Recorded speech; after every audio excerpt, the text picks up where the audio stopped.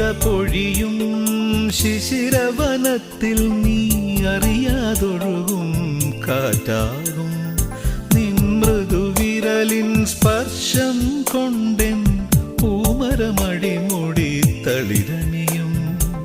ശാരദയാമിനി നീയാകുമ്പോൾ യാമക്കിളിയായി പാടും ഞാൻ.